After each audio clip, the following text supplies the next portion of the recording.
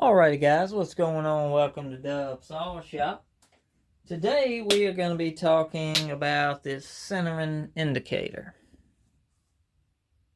So you got different tips for it. You got some curved ones, some straight ones. It's got a piece for checking flatness. And it comes with a little wrench and a little handle. Right now we got it set up on just a magnetic base dial indicator holder. We got her tweaked up. We got the middle-sized J-hook on. And when you're trying to get these things right in the lathe, cut a chamber. So you want to come in, get this thing set up, get this hook kind of facing straight down. And as you can see, you got a lot of play in it.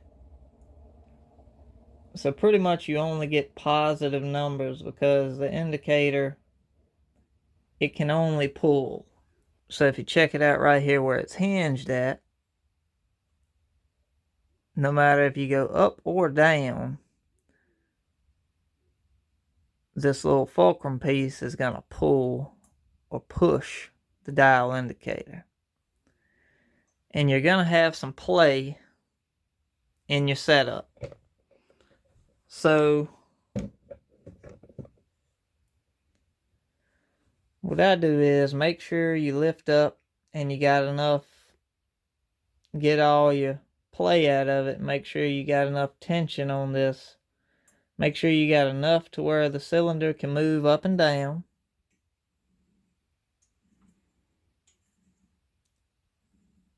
And then also make sure you're not going to bottom out. Make sure you keep a gap under the bottom of the little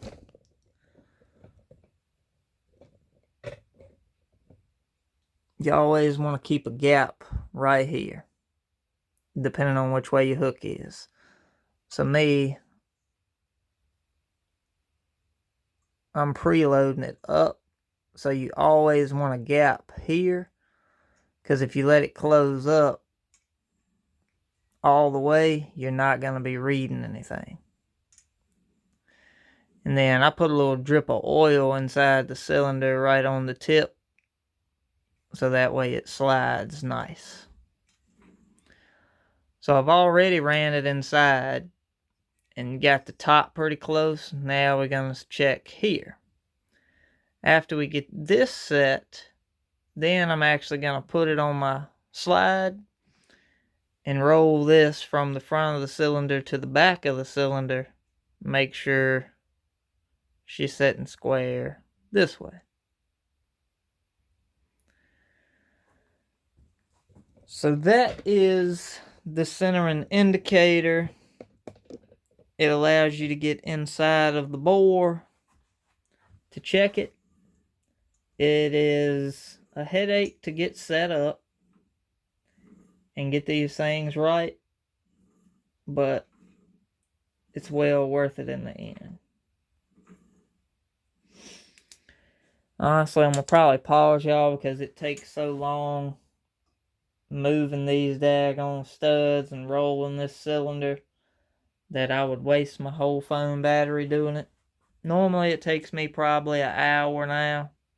I can get one of these set up in about an hour, hour and 15 minutes. Just taking my time, making sure everything is right. So I'm going to work on, and you can spin this all the way around also. And then you can turn your face to find your 0 and then move from there. This, it doesn't matter where it's at because that's the piece that's getting pushed. So as long as you don't mess up and pull or push it, you're fine. So I'm going to go ahead and get this closer and I'll come back in and show y'all. But we're all the way at the back. We're up around the combustion chamber and we got just a little tick in it, maybe a few tenths, but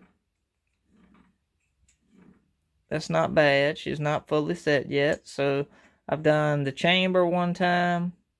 I've moved out to the flange here. And this is the second time being back at the chamber. And that's the setup.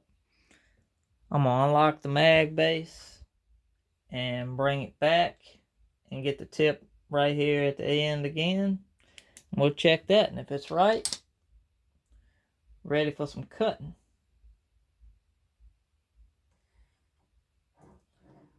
Sometimes when you make little moves here and there, you gotta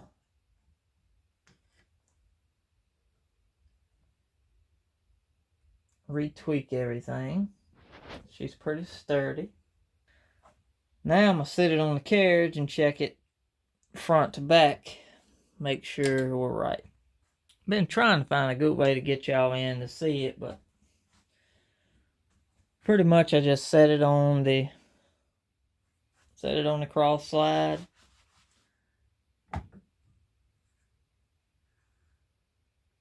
Get her right here, zero her out. Run her in slowly. And watch your gauge. That is the back. And run her back out.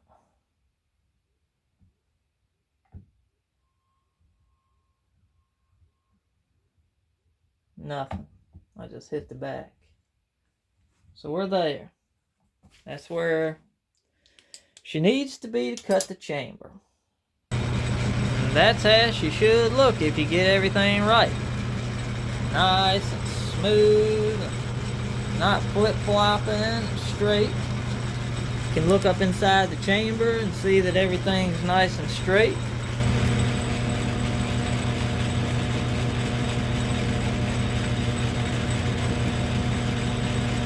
Everything's nice and straight, no wobbling, no wiggle wobbling. Ready to set up, ready to cut. This is the center indicator. Center indicator. I'll get it right here in a minute. This is the kit. This is like a handle you can put on the side of it. These are your little J hooks. That's the short one. Middle and the long one. And on the end of this piece has got a little set screw right there.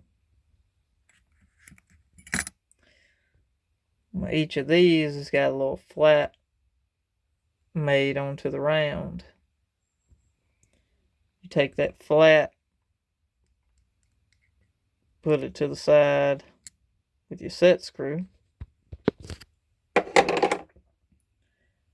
And even if you're off a little bit,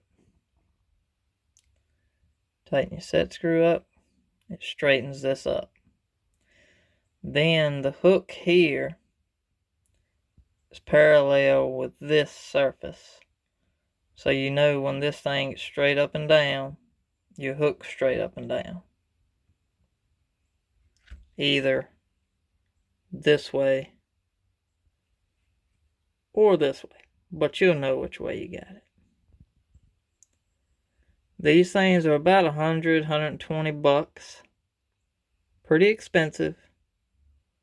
Takes a good minute to learn how to use them correctly. But it saves you a lot of time when it comes to setting up. Comes with directions and all that good jazz, but who uses those, right? Hopefully this little show and tell kind of help somebody, let you see kind of what's all involved in setting this thing up. Definitely a lot of setup work, but in the end it pays off in power. In doing this, definitely when you go to port somebody else's saw, it definitely adds to the cost, just for the fact of you gotta keep buying M5 threaded rod, 6x6 plates, The plates are about, I can't remember how much I was paying. I think I was getting 2 plates for like $15 maybe. The rods, I think they're about $10 to $12 for 4. You get them long, cut them down to what you need for each cylinder.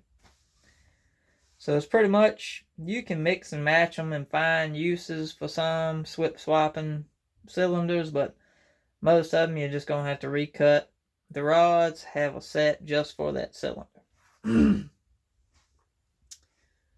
But yeah, that's a little bit of lathe setup. Hopefully this helps somebody out. If y'all have any questions, feel free to ask. Leave it in the comments below. You guys have a great day. And here's the combobulation that I use to cut. Cylinder setup. This dial indicator is telling me where I'm at depth-wise on the chamber. Right now we got it set, taking a 15 thou pass. That dial indicator is set up to tell me how far I am and when I'm getting close to the cylinder wall. And when you try to look inside the cylinder to see what's going on,